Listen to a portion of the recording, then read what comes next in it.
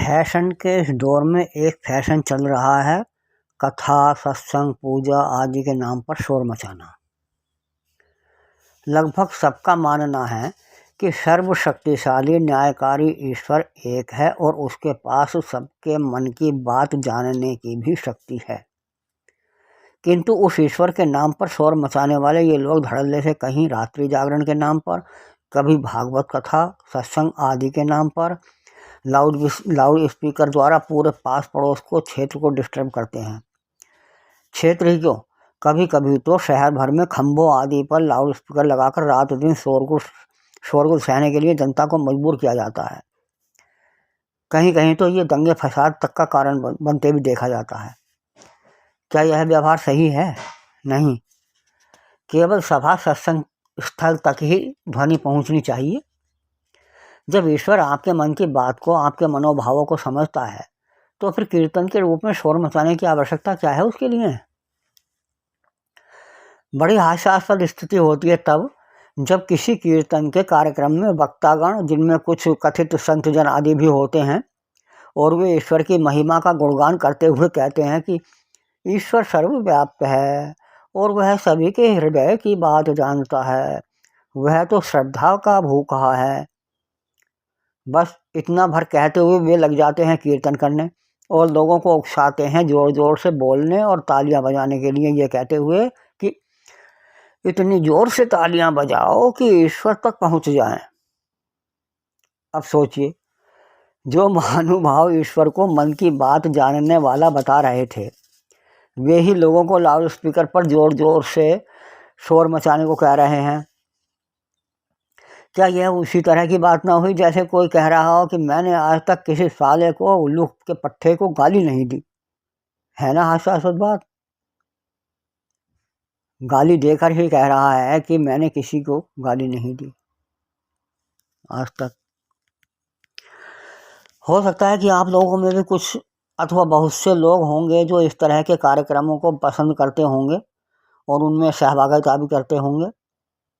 किंतु जरा विचार कीजिए कि यदि आपके घर में आपके वृद्ध माता पिता गंभीर बीमार हैं, डॉक्टर ने उन्हें आराम करने की सलाह दी है और उन्हें अच्छी नींद लेने को कहा है, अथवा आपका बच्चा अपने स्कूल, कॉलेज अथवा किसी नौकरी के लिए इंटरव्यू की तैयारी कर रहा है और कल ही उसका इंटरव्यू है, और आज आपके पड़ोस में लाउड स्पीकर के साथ कीर्तन चल रहा है, तो आपको कैसा महसूस होगा? बताने की आवश्यकता नहीं, सभी जानते हैं। और आश्चर्य के साथ ही दुखद सत्य तो यह है कि ऐसी स्थिति में आप स्वयं भी पड़ोस में चल रहे उस कीर्तन में शामिल होने अवश्य जाना चाहेंगे और सहभागिता भी करेंगे, क्योंकि आपको डर है कि आपके न जाने के कारण वे मेजबान पड़ोसी भी और वहाँ उपस्थित अन्य पड़ोसीगण आपकी निंदा करेंगे।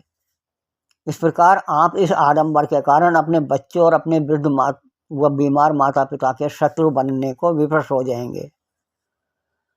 मैं मानता हूं कि इस प्रकार के क्रियाकलापों में आप पुण्य के भागी नहीं बन रहे हैं, बल्कि पाप के भागीदारी बन रहे हैं।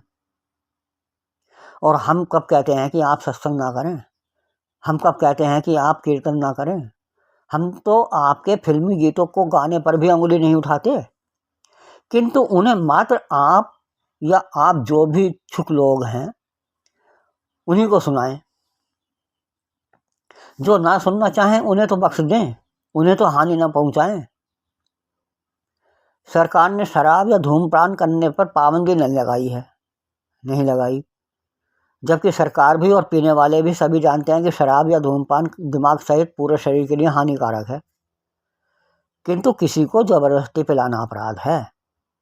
आप पीते हैं, नुकसान उठाते हैं, कानून में कोई नहीं रोक सकता, लेकिन ना पीने वालों को आप जबरदस्ती पिलाना चाहेंगे तो वह अपराध माना जाएगा। सोचिए, आप किसी सार्वजनिक वाहन में बैठे हैं और आपको बीड़ी सिगरेट के धुएं से एलर्जी है, तो आप उसे अधिकार के साथ धूम्रपान करने वाले व्यक्ति से पीने को मना कर सकते हैं और उसे आपकी बात माननी भी पड़ेगी। यही बात किसी भी शोरगुल पर भी लागू होनी चाहिए।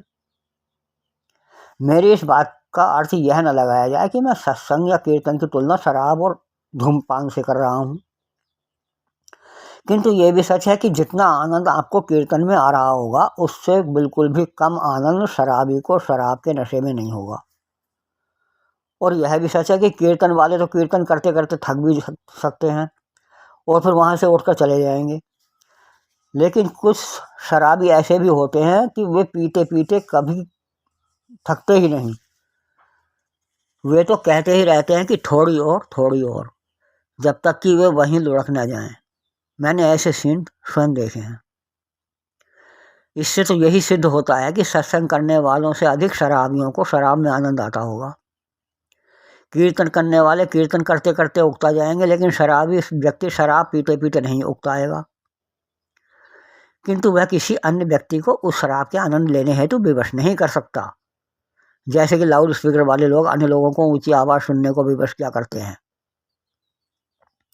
खैर, मेरे कहने का आशय यही है कि आप धर्म के नाम पर दूसरों को हानि ना पहुंचाएं।